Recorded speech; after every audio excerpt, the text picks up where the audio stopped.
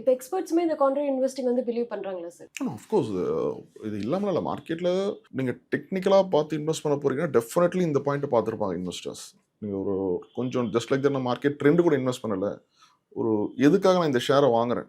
ஏன்னா most of the time அதுவும் இப்போ நிறைய இந்த ஆன்லைன் ஆப்ஸ்லாம் வந்ததுக்கப்புறம் கூட நிறைய சின்ன பசங்க உள்ளே வராங்க ஃபர்ஸ்ட் டைம் ட்ரேடிங், அது எடுத்தோடனே ட்ரேடிங் வந்துடுறாங்க. அந்த கான்செப்ட்குள்ளே ட்ரேடிங்னா என்னன்னு தெரியதில்லை. இந்த ஷேர் வாங்கினாங்க ஒரு 500 ப்ரைவன். நான் என்னோட கிளாஸஸில் வந்துட்டு சொல்லும்போது ஒரு சின்ன பையன் ஃபஸ்ட் டைம் முடிச்சு தான் வந்துருந்தாரு. தெரியும் மொபைலில் பார்த்தா என்ன கேட்டால், இல்லை சார் ஒரு ஒரு ஷேர் ஏதோ வாங்கினேன், 500 ப்ராஃபிட் வந்தது, வித்துட்டு வெளியே வந்துட்டேன். It's all purely trading. We won't advice.